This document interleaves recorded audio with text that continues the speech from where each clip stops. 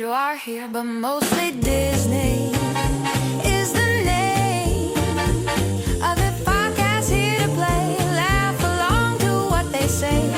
So tune in, grab your mouse ears, let's all give a cheer for Disney. Times are here. Hey guys, and welcome to the But Mostly Disney podcast. I'm Tater here on a fantastic Tuesday night. With me is my friend on the other end, Andrew, in Charleston, South Carolina. How's it going, buddy? Good. Hope everybody's doing good tonight. Oh, you got a little computery there. You got a little zap. I did. That's better. You got bleeped. Pizza Planet. And Bleep. Hello there. that melodic voice is our buddy Brian Crawford, who is joining us tonight from Keeping Walt in Disney, which is my favorite place on the internet. Yeah. You give too much praise, man. I'm just putting something out there that folks can go to and learn a little bit about, Disney on TV and stuff. So, but I'm glad to be here. I love chatting with you guys and ready to get a little nerdy. There's a skill to that curation, though. Like, it's not as easy because, I mean, you look around at everybody, and I suffer from it too. Like, I've been trying to post a question every day on Facebook, something, about Disney, because I like the conversation and I like the engagement. I think that's what these groups are for. And then I did read someone the other day was like, well, I'm sick of this every day because what happens is that everybody starts doing it, right? And it becomes very repetitive. And Yes. I'm not looking to blaze any trails particularly, but I also don't want to be just like everyone else. So it's tough. Sure. Yeah. And So with my channel was like, I would go out to YouTube and look for certain videos and I find people that post quite a few, but I didn't really see any organization to it all. Like they would just post random Disney videos or Disney TV shows here and there, but there was no structure, no organization. So I thought, well, if I'm going to do this, I'm going to do it right. I'm going to organize everything into playlists that correspond to the seasons of the Disneyland anthology. And, and then, I kind of branched out from there. I mean, I did 32 seasons of the Disneyland anthology, all its various forms. From the very first season in 1954, and I stopped at season 32, the last season of the Disney Sunday Movie, which had like Michael Eisner introducing those episodes. And so that's a great resource out there. I have almost every episode represented. There's some really hard to find ones. I'm still trying to convince collectors who have those to send it my way. right. Right. So I can put it out there and and I've got a lot of great friends that have been very gracious about giving me things, and I get their permission to post and try to do everything legal. Then I branched out from there. I you guys know I'm a big fan of the live action films from Walt's era. So I wanted to put like the bonus features from those films out there because they're not on Disney Plus. It's rare to see a Walt era live action classic with bonus features. Like I know Mary Poppins has some, probably some of the big name titles will have a little bit of bonus feature content, but now I just put that out there. And then I'm a big fan of the Mickey Mouse Club serial. So only one serial that I know of is on Disney Plus, and that's the first season of Spin and Marty. right. Mm-hmm. But there were 3 of those seasons. And so I put the other 2 on my channel. And then there's like the Annette serial and Hardy Boys and one of my favorites, Corky and White Shadow with Darlene Gillespie, who had her own serial. My mom was just talking the other day. There was an Annette series where she rode horses, or a movie where she was a horse rider. My mom loves horses. Yeah, that would be season 8, the second episode, the first year of the Wonderful World of Color, a film called The Horsemasters. The Horsemasters. That's exactly right. Yep. And I could not Then get to it. That was the very first song the Sherman Brothers wrote for a Disney production, was for the Horsemasters. Really? Yeah, it's called the Strummin' Song. Oh, wow. So, It's like goes hum hum hum hum a strumming song. Whoa whoa whoa. Yeah. And goes like Chuck that. So Chuck nailed it. Chuck got it. He He knew got the horse exactly. passage. Yeah. I've got a pretty good copy out there. It's a it was a VHS transfer I put up there. It's decent quality. It's like VHS quality, you know. You and I and Andrew, Right. we all grew up with that, right? So yeah. you know. We were watching something. What we watched? Oh, you know what we watched the other night was Battle of the Network Stars. It's on YouTube and it's so bad. Like we watched Gabe Potter. Chaplin. Yeah. Gabe Kaplan racing somebody else, and we're just dying laughing, you know, at these things. But it's such a horrible quality. My wife was like, "Was TV really this bad?" I'm like, "Yep, it really was. It's unbelievable." But and Chuck brings up a great point. Like we were talking about Disney Legends on Married with a Disney Addict, which all three of us were on. So if you that was fun. If you really want to hear something cool, stop listening to this and go find that episode because it was a good one. But wait, after we're done, right? Well, if you want, or if you want to improve your night, you can go now. But I mean, I didn't think about it until later. But I was thinking, like, gosh, we really should hire Brian to take over Disney Plus. You know, at least in the anthology and kind of, you know, the classics part, because I mean, I think I know I'm not alone in that this part of the nostalgia is what drives my Disney fandom, right? It's like why I do this every Tuesday night. It's why I post the YouTube videos. It's why I do all this stuff is because of these movies when I was a kid. And love Disney Plus, but I was so disappointed because I thought for sure, it's all going to be curated into one spot, right? We're going to have one place with everything. Oh, I was waiting for that. It never happened. I'm mad they took away Disney by the years. Like I at least liked it when we had organized 60s, 70s, 50s, 40s. That made it so easy to find things. Disney through the decades, I think, was the tile. Right. Yes, you can click on that, and you could actually watch Disney program chronologically. And now, if you don't know the name of the title of the movie that you're looking for, you can't find it. You don't even know it's there. Yeah. Yeah. It's rough. But yeah, so that's like I waited and waited and waited for Disney, for Iger to come through on his promise for, you know, all the Walt era content, at least the theatrical films. Waited and waited and nothing was happening. So I just kind of tested the YouTube waters, and you got to be real careful with copyright rules, right. But let's see what sticks, you know, throw something out there that sticks. And one of the very first things that I put out there was the Saga of Andy Burnett, a 6-episode miniseries that happened in the, I think 57, 58, I want to say, somewhere in there.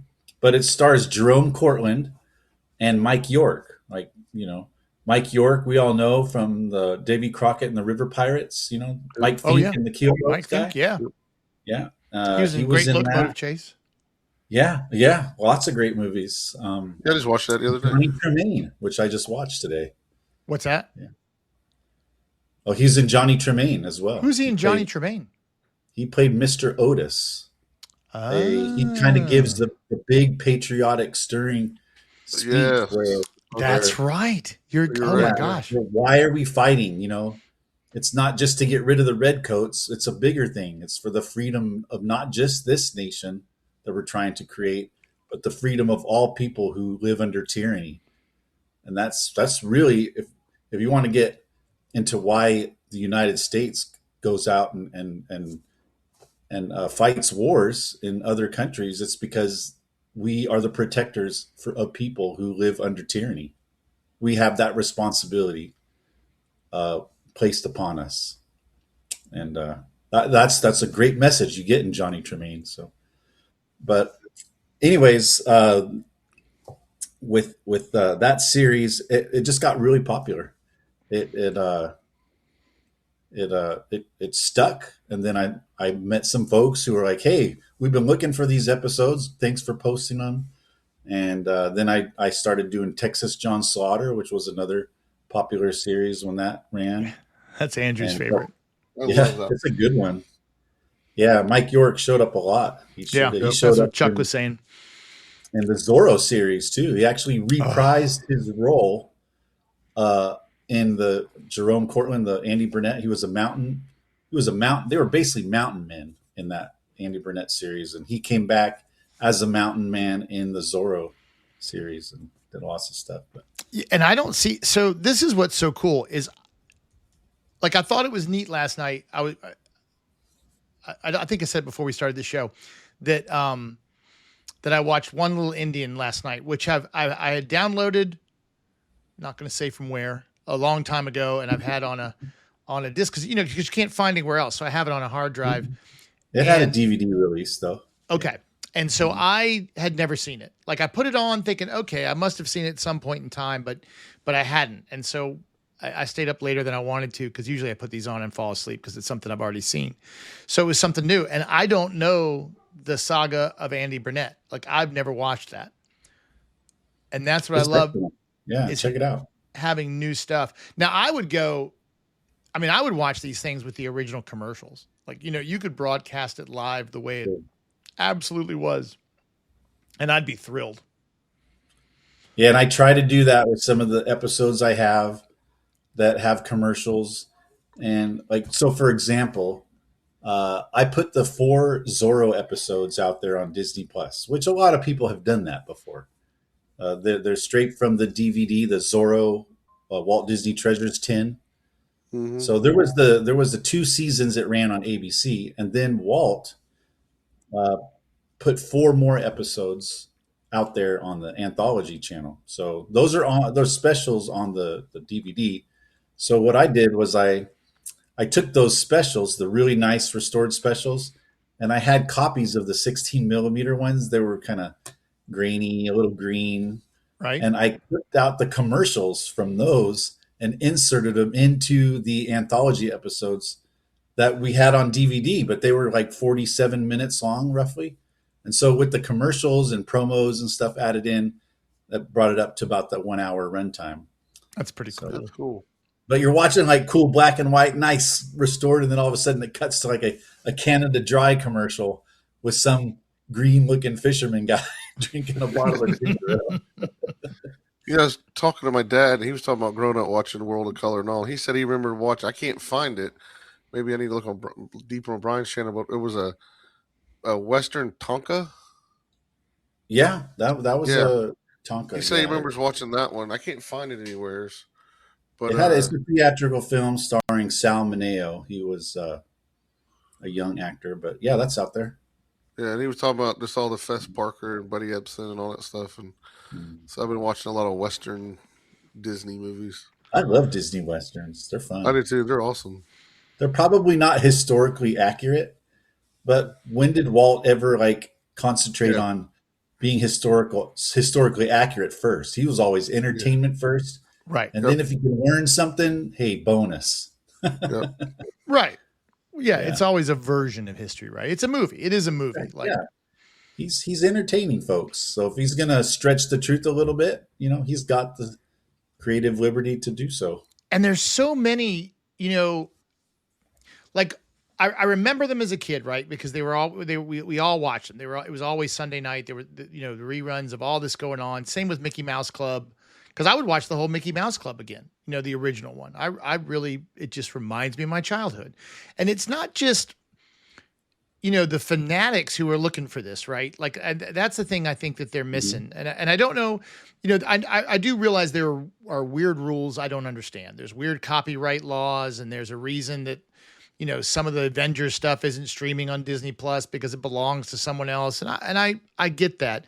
But it seems like the older stuff, no one else could possibly be holding on to those rights, right? I mean, it has to be Disney's, and they just, for whatever reason, they don't want to put it out. Yeah. A lot of it is Disney doesn't want to put it out, or they don't see it catching on, or, increasing subscribers. I'd say if they put it out there. There are a lot of films though that aren't on Disney Plus that you can stream elsewhere. Like you can get them off of Amazon or Apple or whatever.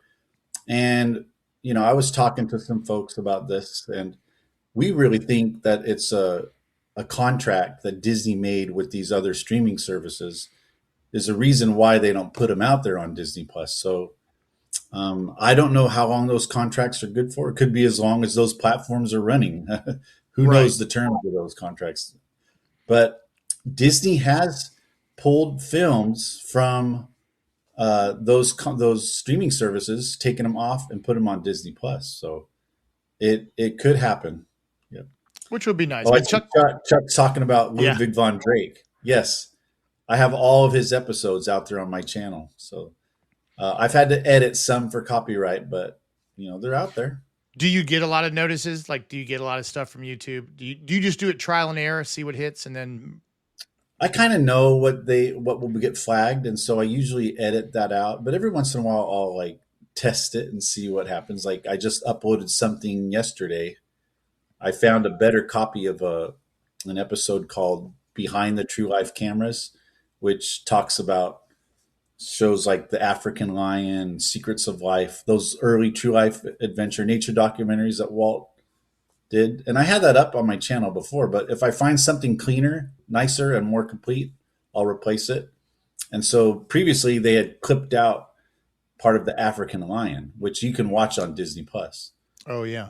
But I put it up there and it didn't get flagged this time. So Yeah, you just never know. You never know. And then if Disney does, they will every once in a while. I'll get some out of the blue. They'll say, "Hey, this video got flagged for copyright. You're going to need to edit out this portion," and I'll edit it out and repost. I just play by the rules.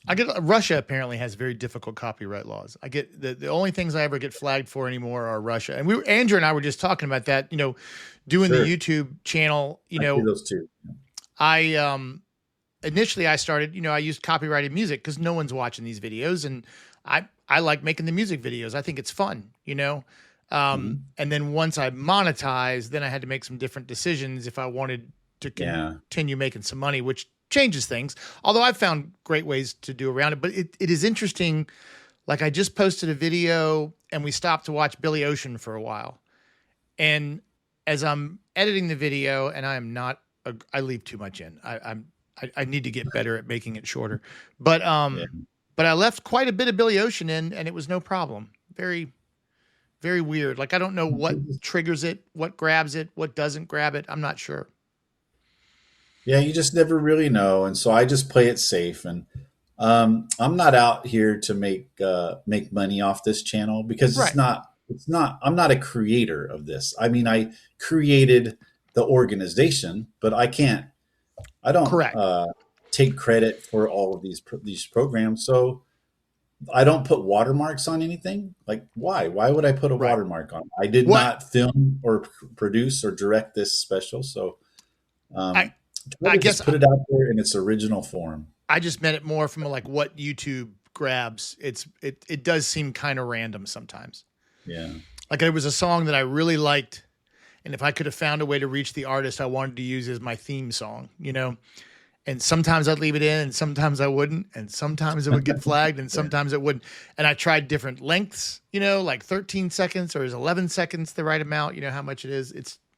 It's kind of funny. I like Caleb says here that he has a friend who says we're not Disney fans, we're Walt Disney fans.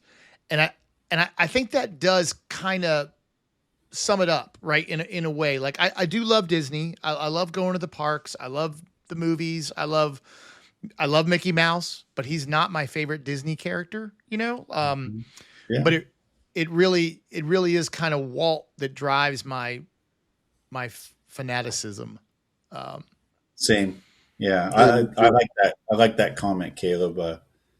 Yeah, you're right on, there's the fans of Walt Disney, and then there's Disney fans, and you can be whatever fan you want, Right. No you can be both. discrimination. Right. Yeah. And it's like we all have our little areas of Disney that we love, and everybody has their own version, and that's what makes this community of Disney fans really fun. You can learn from each other. You just don't shut them out. Don't shut us out because we're Walt Disney nerds. Yeah. And it is what it is. But yeah, Chuck, I hope you can look through all those later seasons. Just Sunday night, spend the night just clicking through and see what's out there. Send me a message anytime you want. We can chat if you're curious about whether or not something's on there or not. And so I've been going through all the ones that I have, just alphabetically, and then I take a picture of the Walt Disney Presents, and then I try to write up a little thing each morning. My time is limited because I'd also like to cross-reference a lot of the stars for their Love Boat appearances.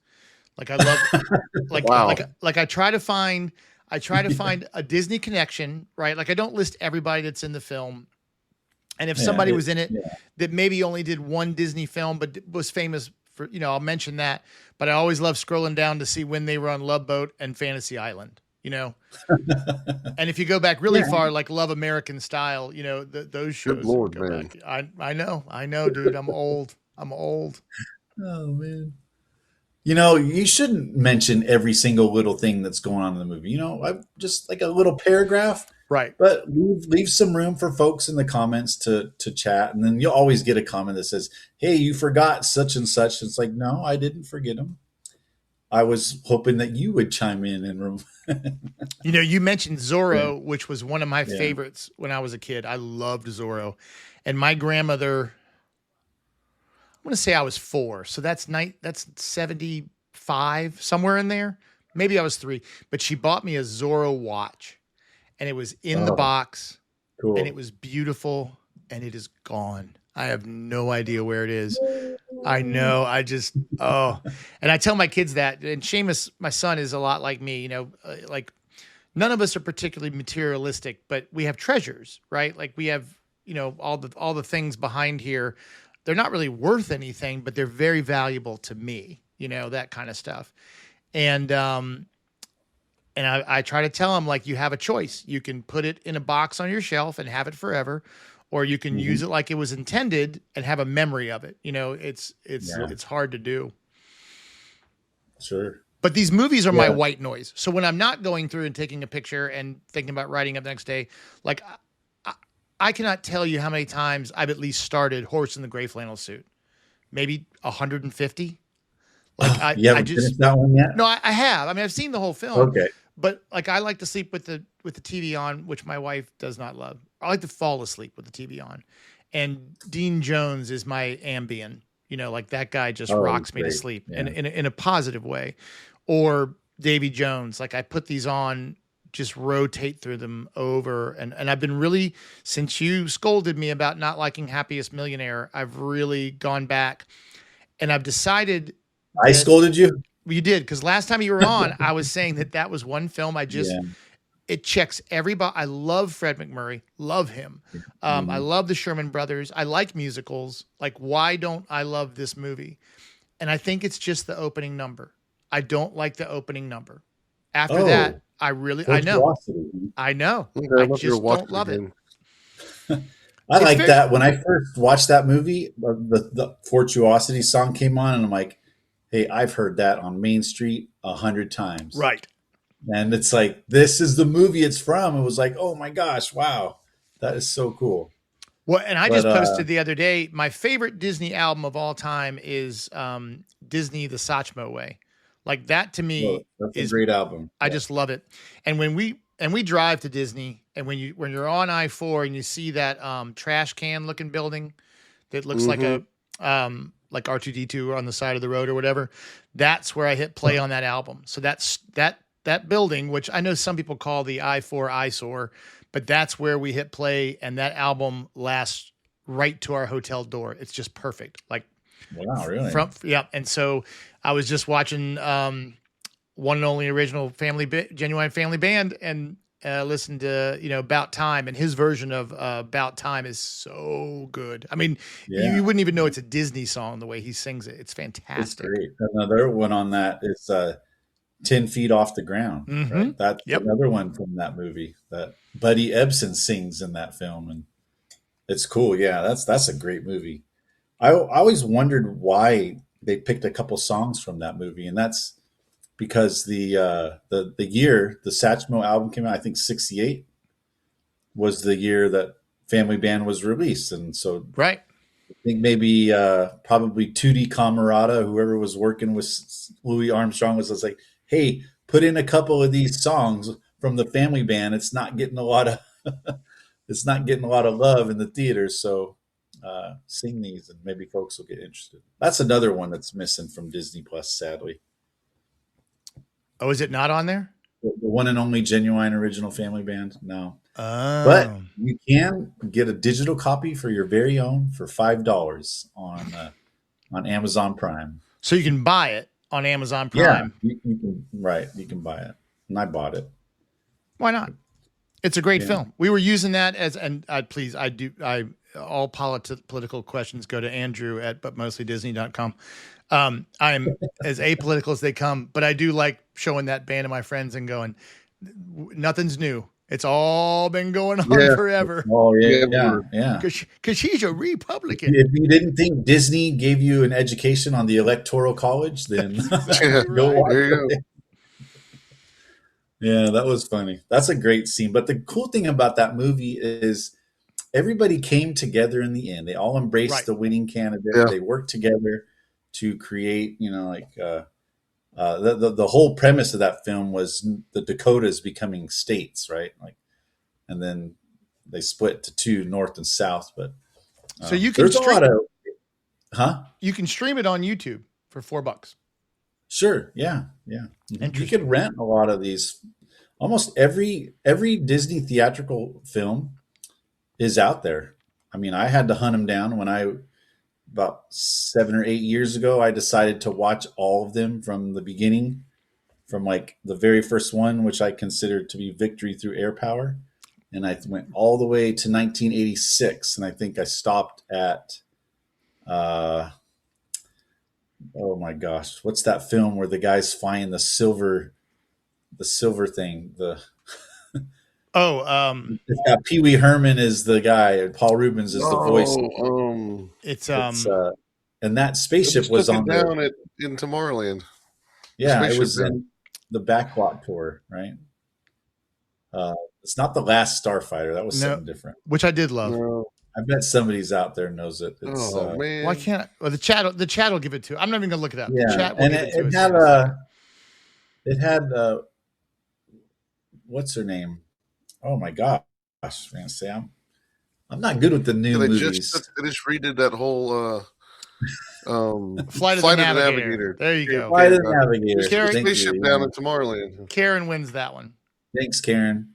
And I believe there was an actress in that film who's very popular today. She was on such wonderful shows as Sex and the City and what is her name? She's a blonde-haired girl.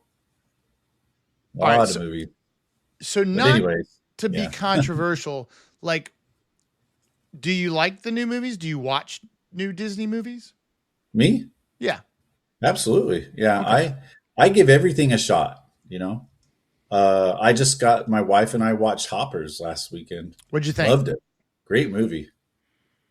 Absolutely go see it. That's the premise there is just like Family Band. I think it's a great movie where people who have differing opinions and look at, on both sides of it's a little political. Karen's just killing it by Sarah the way. Jessica Parker. Yeah. Thank you, Karen.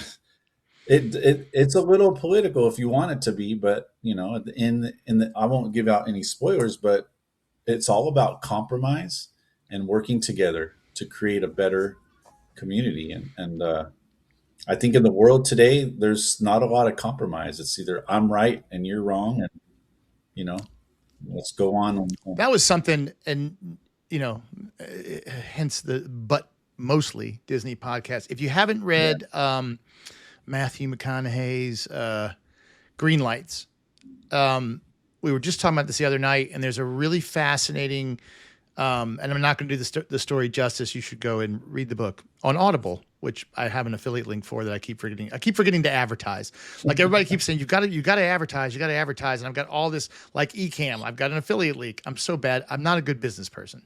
But in there, he talks about how he'd gone to Africa, and I believe he was in a boat with two friends, and one was dating the other's sister, and they're having this huge argument, and they're screaming at each other in the boat.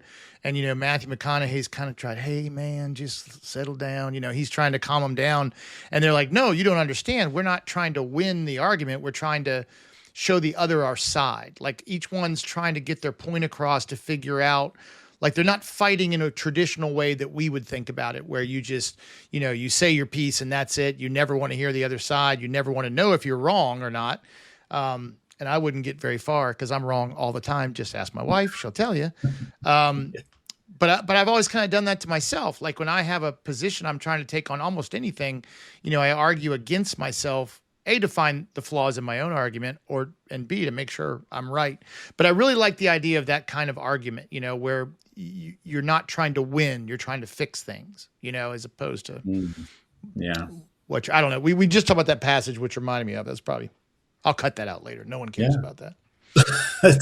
I love all these messages, but yeah, back to your question about new stuff. I mean, I treat Disney films today like a buffet.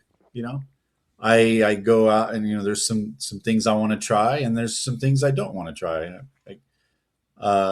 I can't say I've had my fill of live action remakes because I am interested in the Tangled remake. I love Tangled. They're going to do that, but some of them just haven't been my cup of tea. A lot of the recent animated features have not really been. I mean, I watched Wish a couple times, and I don't think I'll watch it again.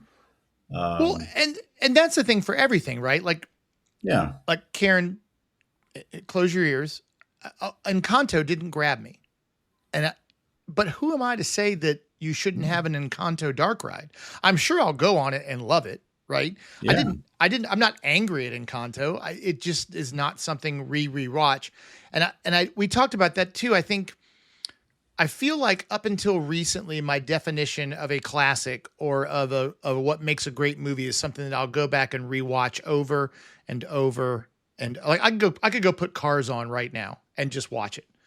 Sure. My daughter texted me last night because she was watching Peter Pan with her roommate in college. And I'm just like, I love you so much. You know, I mean, they're really neat. And so these rewatchable things, but then my kind of dividing line there is Soul from Pixar, to pick a newer film. Like, I've only seen that once, but it was incredible. I mean, it was an incredible movie.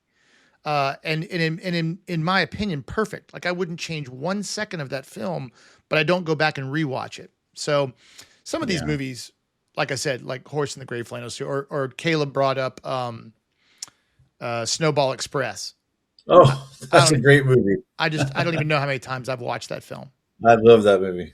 Yeah, Dean Jones is great. You know, I would say it's funny whenever I make a Dean Jones post and I say, "What's your favorite Dean Jones movie?" So many folks say The Horse in the Gray Flannel Suit is one of their favorites. Like, it's hilarious. It's Dean Jones he's very Dean Jonesy in that movie. Like, oh yeah.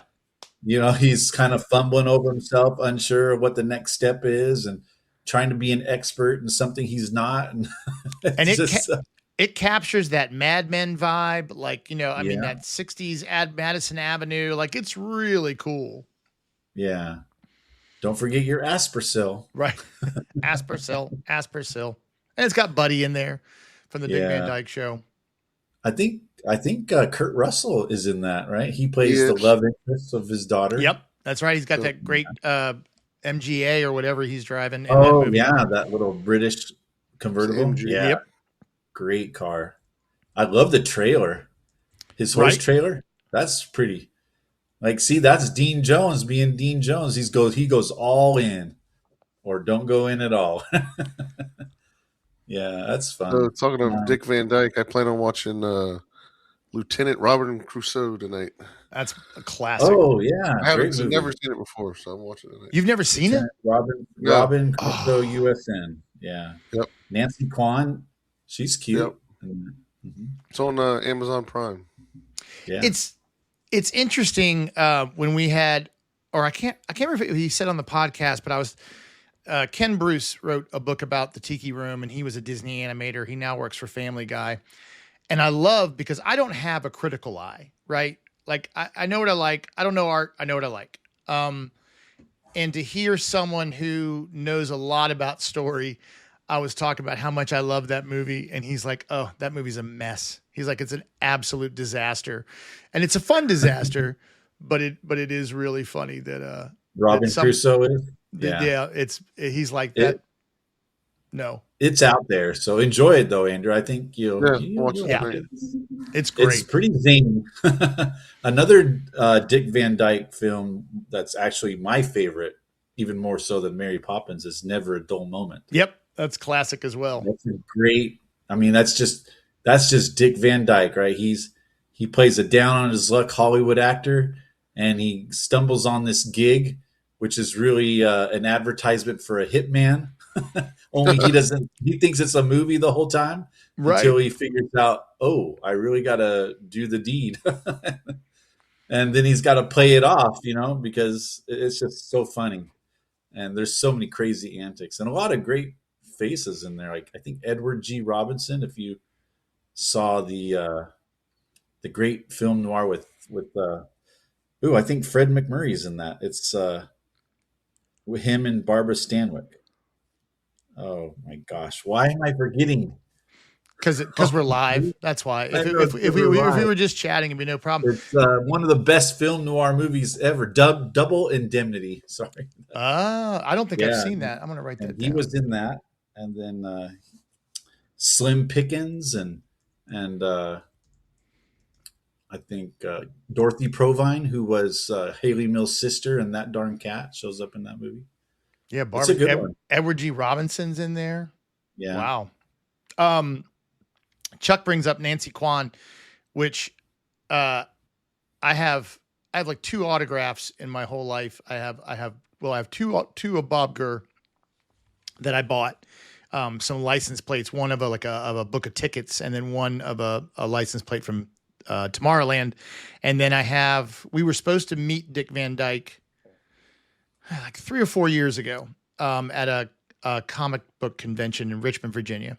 And so my mom was like, "Do you want to go meet Dick Van Dyke?" I'm like, "Yes." Like I would love, just because I don't really care about autographs. It's not really my thing. How old were you when this was? This is like 4 years ago. Oh, okay. Recent. All right. Right. Yeah. So he was supposed to come, and my mom paid for us to go meet Dick Van Dyke, and they called right afterwards and were like, "Hey, he's not healthy enough to fly. We're not coming. But yeah, since you've paid this money, he wanted to do something for you." And so we got to pick out a picture, and my mom picked it out, and then he autographed it for us. And the one we picked is of Walt Disney, Nancy Kwan, and Dick Van Dyke. Oh, fun. And even to make it neater, not that I got to meet Dick, but he said to the person who handled us getting the autograph, said that we were the only one who chose that photo. And Dick was like, "Oh wow!" He's like, "I bet they chose this for Walt and not for me." He was just so that's a special film for folks who love Walt because he wrote the screenplay for that. Yeah, it's really cool. He's credited. Oh, I didn't know that. Correct me if I'm wrong, but he's credited as Retlaw Yensid, I think his name backwards. Right. But I believe he wrote the screenplay. You might want to Google that. But he had it's such a great film because it's like chapters, right? Like it's him in the lifeboat, and then him in the submarine, and then him building the village, and then him with the villagers. Like it might be a little disjointed maybe as a film made, but it's one of my favorites. I mean, I love it. Yeah. Here's a little trivia question for that movie. When he's in the lifeboat and he's reading the survival instructions, who is the voice reading those? Oh, it's Mel. It's Mel Cooley. Yeah. Richard Deacon from the Dick Van Dyke Show and the Annette serial. He did a lot of Disney stuff, actually. He shows up frequently. Yeah. He was in the original Family Band. Yeah, right at the end. Yeah. Yeah, and I saw him in something else recently, but he pops up all over the place. He owns the drive-in theater and That Darn Cat. That's right. Another fantastic Dean Jones movie. And he's so young in that film. He was the dean at Godolphin College in Blackbeard's Ghost. That's right. That's right. Yeah. That's also Go Godolphin! Yay, Godolphin! I hate football. I love that, Coach. The name of the game is football around here, so don't go getting any Yeah. crazy ideas about your. Yeah. And I love Yep. that kid, the kid who he meets at the beginning in the gas station, and he says, Oh yeah. Yep. the shop man's usually the strongest guy in the team." Yes, sir.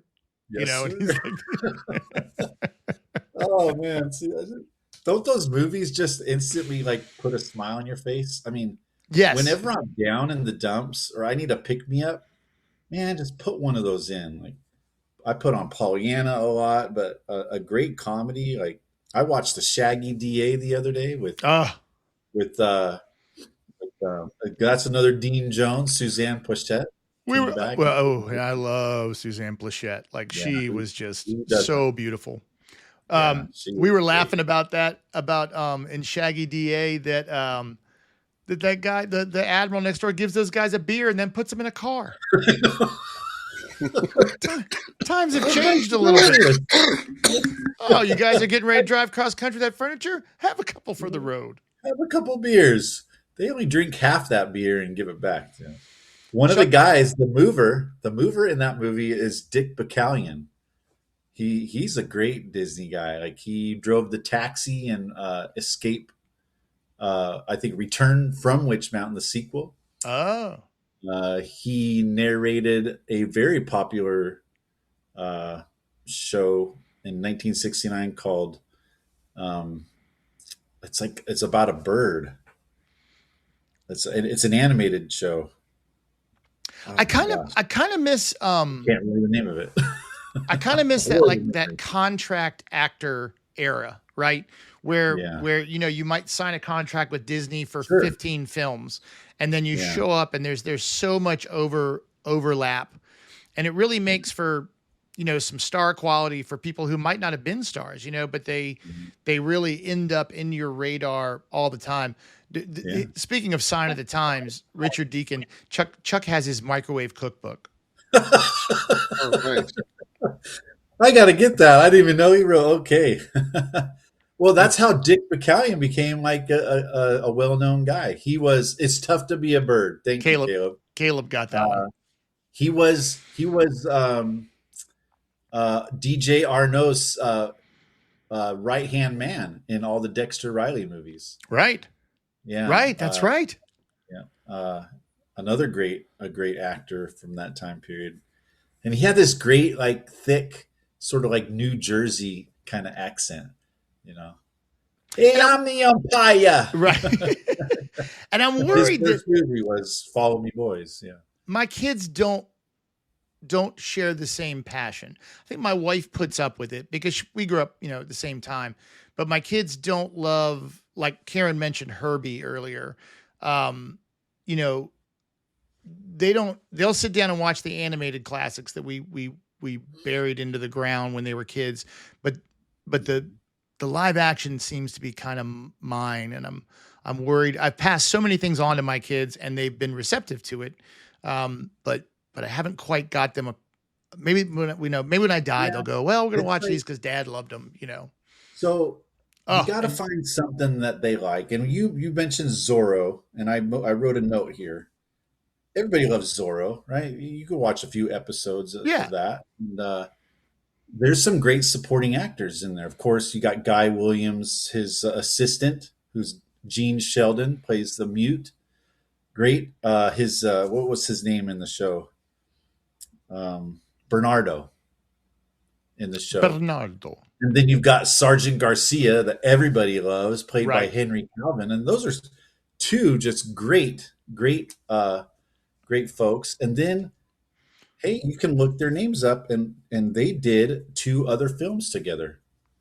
They did Babes in Toyland, where they were Barnaby's henchmen, right? Barnaby was the Scarecrow from Wizard of Oz. That actor, right? His name's escaping me right now, but they also did Toby Tyler together, which is a great movie with Kevin Corcoran. And it's interesting, in that movie, Gene Sheldon actually has a speaking role. Wow. But, that's just kind of like, find something that they like, right? And Well, then and so introduce something else that they were in. interestingly, they went back through Dick Van Dyke Show, which they loved. Now we fell asleep to that a lot. That's also good white noise for me. And Karen mentioned Swiss Family Robinson. My kids loved that movie. Absolutely adored it. And they Joe Flynn, I saw that. Chuck I left that up there Yeah. because Joe Flynn, I mean, that guy's a national treasure. Like, is he a Disney legend? Because he should be. Oh, Right. I know. He did Absolutely. Mr. Snoops and the Rescuers. But his greatest Disney moment of all time is in the boardroom and the strongest man in the world when he eats the cereal that's got that, Yes. when you eat it, you become strong. And then what does he do? You watched that, Andrew. You remember that scene? Yeah, I'm trying to remember now. When I don't he remember eats movies that like and y'all do. he's got the tracksuit on, he just Yeah. looks And he ridiculous. climbs up on the boardroom table and grabs hold of the chandelier and he does like all these Oh, yeah, trappings. you're right. Yep. There's a barbell. I don't know where the barbell came from, but Yeah, where did that come from? And Caleb says, and Caleb's young, Oh, or at least younger than me by a generation, and and his parents raised him right. Put him all the way through Disney. Mhm. And I think that's why, a lot of us get upset about the parks changing so much because, I agree. I don't want it to be a time capsule. I No. understand, but I really Mhm. like things the way they're. Were the remake with Antonio Banderas, were those Disney movies? I don't know. I don't think so. It might No. have been Fox, 20th Century Fox. Okay. But I don't think you can get much better than Guy Williams, though. No, he was so No. great. It was so well produced. And they were, I think Walt did it right by making that like a separate series apart from his anthology TV series. Because that would have just took over the entire anthology series. Right. People would have been clamoring for more Zorro, more Zorro. So it was good. And then we would have not had these other great episodes like the Swamp Fox or the Scarecrow of Romney Marsh, which is you talk about a great 3 episode series, man. If you've not seen the Scarecrow of Romney Marsh, that is a must see with Patrick McGowan. Just great. Have I not Have you seen- seen The Prisoner? The Prisoner? He was a late 60s. Dr. Sin. Dr. Sin. Yes, that was his character. Yeah. Right. That there's a little confusion there because before the series came out on the anthology, it was called Dr. Sin alias the Scarecrow, and it was a Right. film released in the UK. And I think So that's it's- how I have it yeah. on my in Yeah. my video folder. That's It's a wildly popular classic. over there.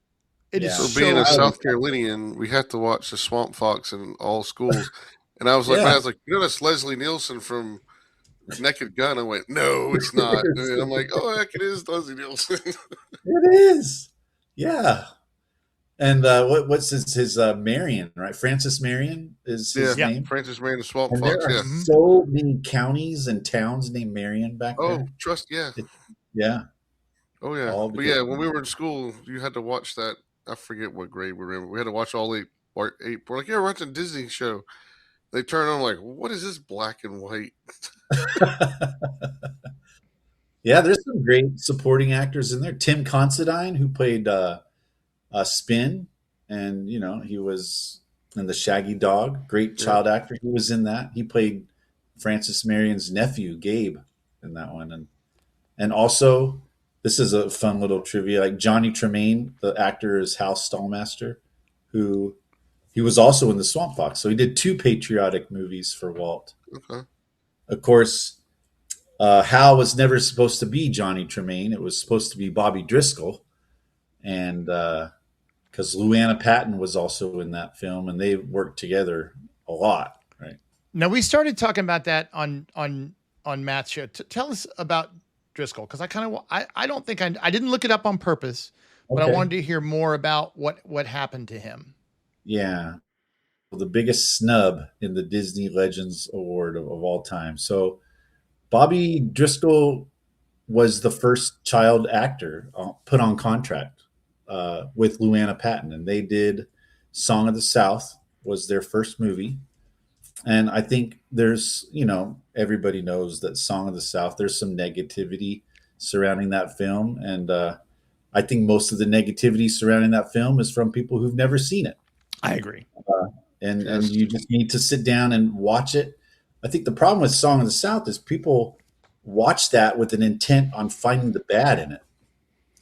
That whenever you watch something, anything in life, if you look for the bad in something, that's all you're going to see. But if you sit down with that movie with an attitude of like, okay, what's good about this? What did Walt see in this that was good? And if you can kind of fix that mindset when you watch it, you'll see that it's an outstanding film with a lot of great animation, live action blending. And the message is incredible, right? Yeah. I mean, the message is again about coming together, about unity, about different people loving each other, like family. Sure. And it's a bummer that it does get swallowed up and kind of washed over. You can send me your email on that one. I like that movie.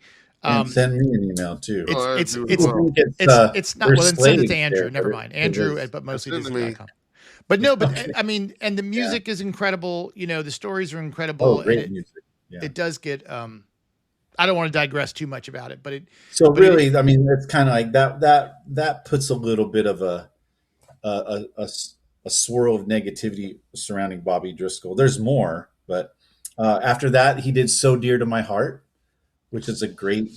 That movie is Walt's childhood, really, in Marceline. That is the definitive source of Walt's boyhood home, Marceline, on film. Right. And again, he was with Luana Patton in there. Burl Ives was in that, and then you've got the lady that played George Bailey's mother in It's a Wonderful Life, Beulah Bondi. Beulah Bondi, that's great right. Movie. So another hit for Bobby Driscoll, 2 hits in a row, and then probably his best acting performance in his whole career was Walt's first fully live action film. I mean, you talk about a pioneer little guy. This guy's Song of the South, So Dear to My Heart, and then Treasure Island after that. Playing, the young Jim Hawkins, right? Like with Robert Newton as Long John Silver. I mean, that performance alone should put him in as a Disney legend, but that's not all he did. Probably, his next best known thing was the voice of Peter Pan. He was the voice of Peter Pan. He was the live action reference model for Peter Pan, along with Catherine Beaumont, who was the voice of Wendy. There's lots of specials out there where you can see Bobby Driscoll and Catherine Beaumont acting with Walt. A couple of early 50s, like Walt's very first television program. But Bobby was in it. And, he did a couple other little things, like he was in a live action segment of Melody Time, again with Luana Patton. The Pecos Bill lead in with Roy Rogers and the Sons of the Pioneers, I think it is. I mean, that's just what he did for Walt. I mean, if that doesn't earn him the Disney legend status, I don't know what you have to do. And he was. I'm kind of catching up and reading that. Can you imagine him as Tom Sawyer? Like, how cool would that have been? Oh, yeah.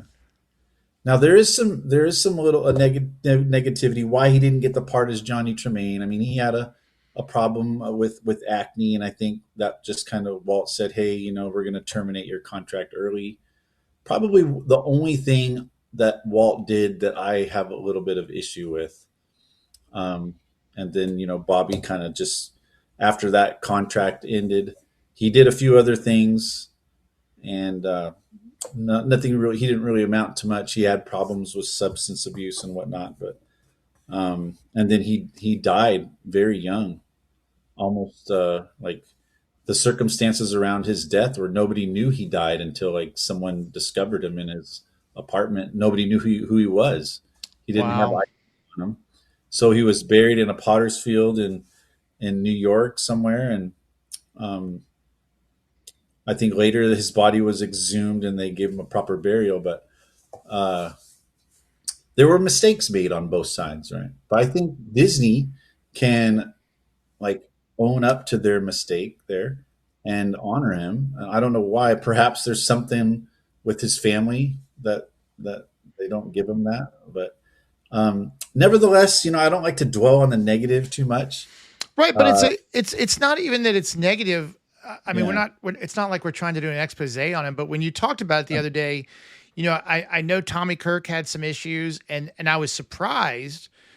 Not that I've sat and studied the Disney legend list. I was surprised that Tommy Kirk had one, and yet not Bobby Driscoll. Like, that's a little surprising Yeah. because I haven't read Tommy Kirk's whole story, and I don't really need to or want to, Yeah. because I love There Tommy were Kirk. mistakes made on both sides, but the thing is, Right. Tommy. So that was right around the time he was doing the Misadventures of Merlin Jones, Yeah. and with Annette, and there were some mistakes made on both sides, but they were reconciled. Apologies were given, Yeah. and Walt invited him back to do the Monkey's Uncle, and it was water under the bridge after that. Which In I fact, love that movie. Tommy's come back and done several appearances for Disney. He's on a lot of the Vault Disney edition of DVD releases and bonus features, and he'd come back and do events and sign autographs, and yeah, very deserving of the Disney Legend Award, and everything that whatever the mistakes were that Tommy did, and if they shouldn't matter anymore. Like Walt forgave him, Tommy Yes. forgave Walt. It's water under the bridge. It's non-issue. But whenever I post about Tommy Kirk, people love bringing up that stuff. Yeah. And it's Well, like, why?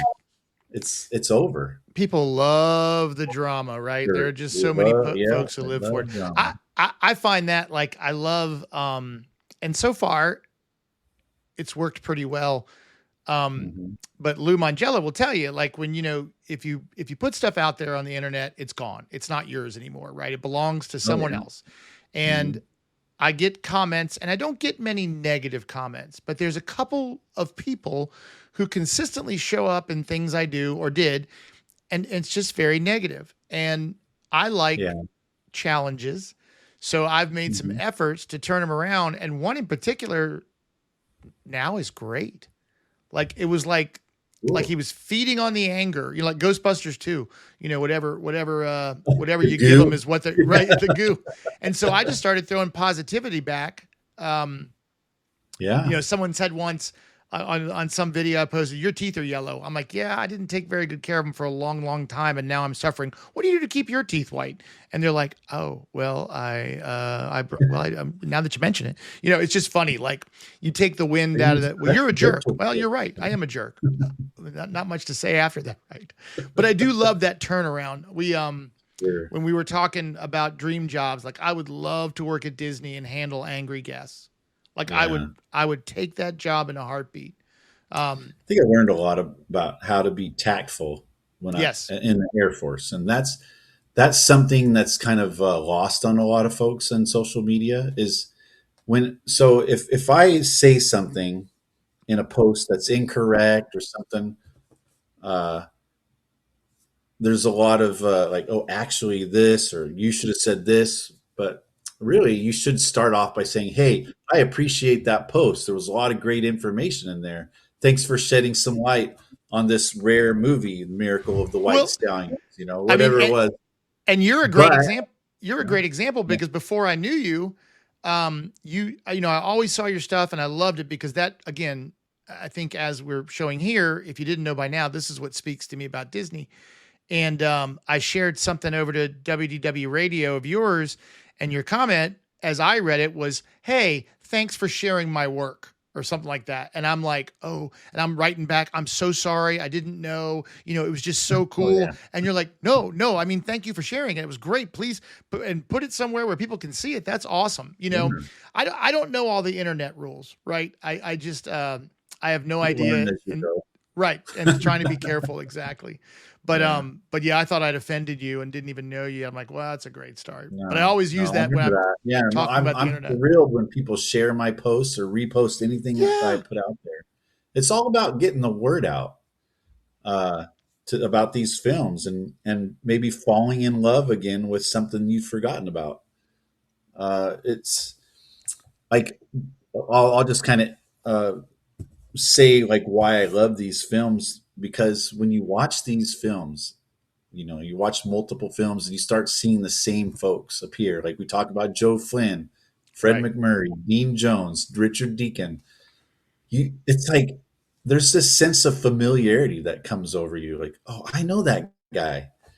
Right. And Karen Dotris and Matthew Garber were in the No-Mobile. I saw him in Mary Poppins. Hey, Walter Brennan is in that. I saw him in Family Band. Or Family Band was after that, but it's just like they become part of your family. And so when you watch these films, it's kind of like going to a family reunion. It's just I'm so glad you said that. It's exactly Yeah. how I feel. it's just such a Exactly how I warm feel. feeling, and isn't that what we need more of today? Is just Oh my like gosh. great feelings of positivity, and that's why I love these films, and I'm so passionate about sharing them, and remembering these performances that really they can't disappear. Like there's still a lot of good in these movies, and if you watch these movies with the attitude of looking for the good, like Pollyanna, that's why it's my favorite movie. It's all about optimism and looking for the good in people, Right. which is probably why a lot of us gravitate to Lou Mangello's show, because he's Yeah, always talking choose the about good. choosing the good. I mean, Yeah. if you And look that's for the good, you're gonna find that, and then that's what these movies are all about. There's so much good So, in there. so for and that's me, I miss the old school video places, not Blockbuster, the family owned Yeah. because my mom would go grocery shopping on Friday nights, and he'd take my twin sister to the video store, and they had a section that said Disney classics, and he would go, Mhm. "All right, y'all need to watch this because I watched this when I was 6 years old," and blah blah blah blah. So every time Yeah. we go, we'd get a Disney movie and then a movie that my dad wanted us to watch. So that's how I got introduced to it. I wish we still had that because I felt like it was more Sure. personable than going to my daughter's room and going, "Hey, I think you should watch this movie," and just put it on and let her watch it. But to see my dad go, "Hey, this is what I remember this movie when I was a kid, watching it at your grandfather's house on black and white TV." And I'm like, "All Mhm. right, cool, I want to watch it." And then he would sit there and watch it with us, and he would be quoting the movie as we're watching it. And he hadn't watched That's this movie in awesome. 20 years. Yeah. But I just wish we still had those small family VHS stores where you can still get, There's, you know, there's movies. nothing well, like going into the video store and pulling down one of those white clamshell classics, Yeah, Old yeah. Yeller, Swiss Family Robinson, and Joni says yeah, in Alaska you can join her, Andrew, and head up there because she still has one in her part of the world. that makes And sense up there. Yeah. and Chuck brings up like because I think this is interesting too. Like they are positive, but they still had problems, right? And that's what Chuck mentioned earlier about some commonality, and that's the thing is like, and Dean Jones in particular, right? Like he's struggling. Like in Horse in the Gray Flannel Shoot, he's a single dad. He's got his sister there. He's got his daughter who wants a horse he can't afford, and he's trying to be a good dad. He knows he's spoiling her for a good reason, but it's not Mhm. like they're just rich and can throw money. I mean, there's real struggle in there and real work that He comes had a out nice of it. house though in that movie. He did have a Yeah, cool not house. too Yeah. shabby. Oh yeah, go ahead. Yeah. It's and so that's the thing is like it brings there's always something to overcome, right? Like I mean, and that's basic storytelling. I get it, but I feel like these live action Disney films, at least I think I cut them off around 80 somewhere in there. But for me, for where I look at it, but they do. They're very very positive. But not in like a sitcom-y way. Like there's real struggle and real strife and real problems Yeah. and real relations. Like Dean Jones telling his son in $1 Million Duck that he can't afford $50 for a puppy. Where am I going to get $50? And the food. Yeah.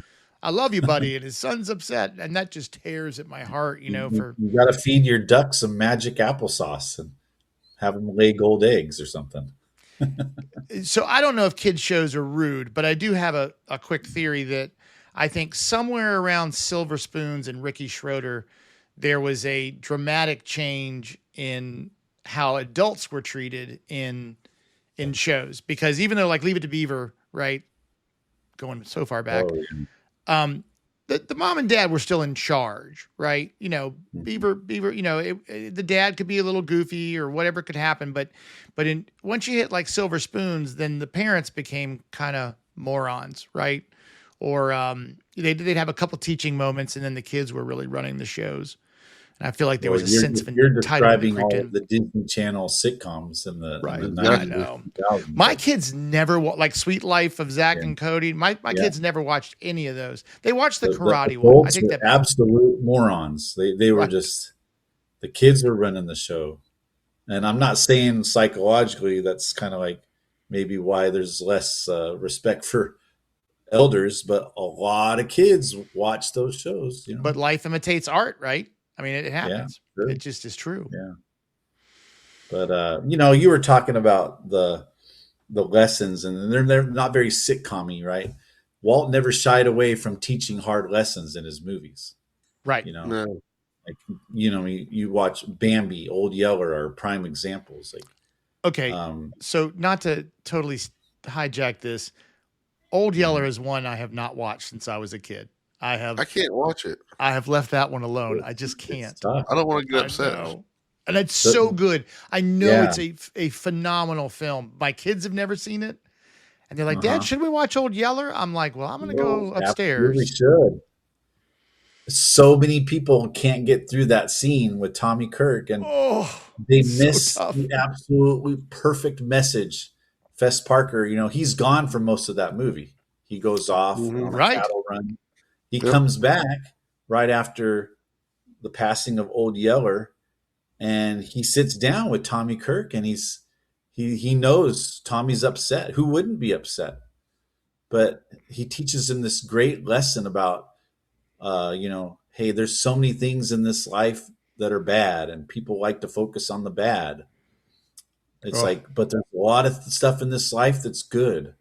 And if we put a little focus on the good, that's what makes life worth living. And it's just, it just kind of like, it completely erases all the horrible feelings you had in that scene. That's just so hard. And you just, that's what Walt was trying to teach. I mean, or the author of the book, Fred Gibson, I think, wrote that novel, and just a great touching moment. I mean, I cry, like you cry during that scene, and you get another bunch of tears falling when you hear Fess Parker put his arm around his son and hey, everything's gonna be okay.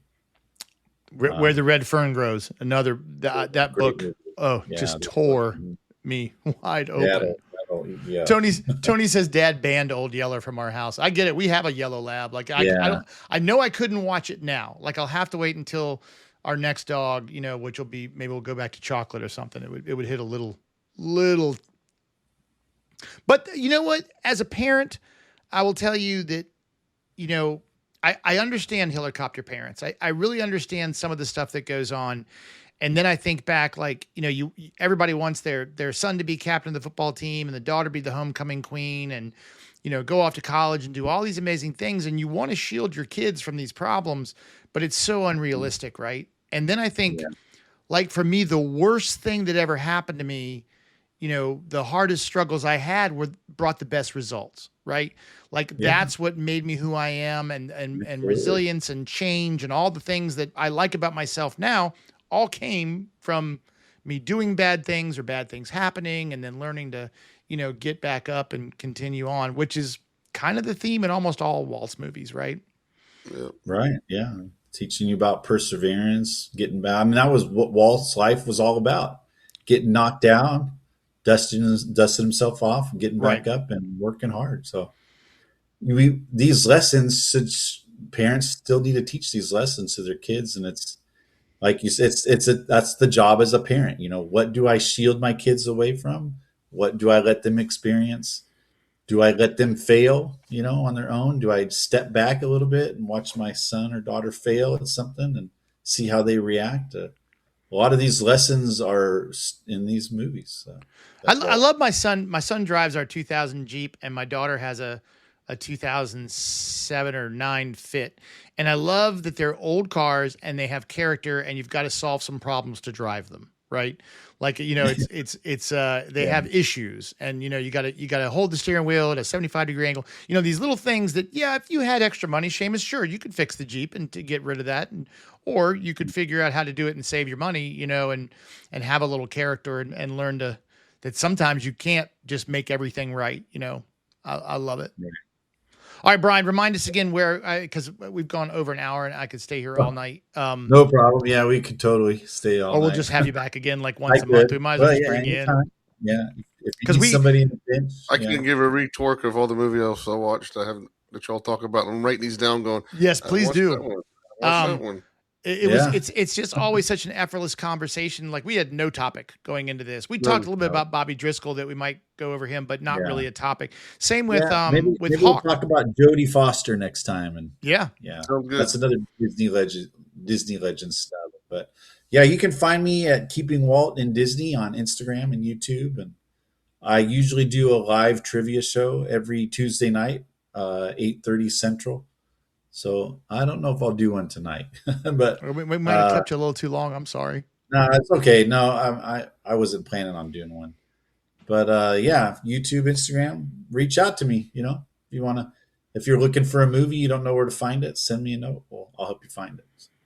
And Brian really is one of the nicest, greatest guys I've met. Even though I met him by initially, I thought I insulted him. So it's turned out like a Disney movie. A little bit of struggle, a little bit of strife. We just missed each other at Disney World. I know, so close. A few days apart. So hopefully we get that opportunity to hang out. The last time I was there, I was sitting in my hotel room looking out, and there were 5 people I knew from the internet, in Disney, and like I could point out where they were, but not quite reach out and touch them. It's a big place.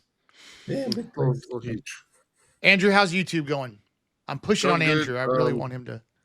Yeah, I think Fridays are gonna be my days. I put my stuff out, so I'm gonna repost my AP video of my wife, and it's going good. Got some other stuff I'm working on already, so Fridays are gonna be my nights. I love it. I can't get enough. I can't get enough old movies, and I can't get enough of watching other people in Disney parks. I don't. Iggy on the Spot does a lot of live stuff, and I'll put that on there and just watch while I'm working, which is really fun. Yeah, and then I think for all my stuff, but mostly Disney. I am thinking of starting another project because I have so much free time, and all this, go jump in a lake podcaster money is really working out for me. But I think I'm. Because I am interested in the technology side of what I'm doing, I think I'm going to start doing a weekly video about how I've done what I am doing. Not that it's a success, but I find that I don't want to be a YouTube personality. I just want to do Disney stuff, which makes it a little harder, right? Because it's a crowded space. So, Brian, I do have some monetization goals. But I've got a job. I'm not looking to change careers. It's really a passion project. And I think it'd be fun to kind of, when I started doing this, I didn't have any resources. And so I would Google things and the information was just not for me. It didn't work for what I wanted to do, which was just, talk about Disney as much as possible. So I might start doing a little weekly thing about the cameras and the lights and the gear and all the mistakes I've made. I wanted to call it, but mostly failing. But everybody needs a good failure in that's their right. life, right? Because that seems to be where I'm the most successful. So keep an eye out for that, and then we'll be back next Tuesday. I think we are going to talk next week with the folks from the Adults in Disney Facebook group, which is a really big group. They've done a great job, and it's really one of the 2 places that I go. And just enjoy talking about Disney. I post questions over there and really enjoy the people in there. So I think they're going to come on. We'll talk some Disney with them next week. So I'll be on. Yeah. Thanks a bunch. Subscribe to the newsletter, blah, blah, blah, all the social media stuff. And thanks so much, guys. Karen, Caleb, Tony, Chuck, really appreciate you being here tonight and keeping the chat alive. Thanks so much, guys. We will see you next week. See you. Bye. Our time is too short. It's over now. But we'll be back next Tuesday night, or at least we sure will try.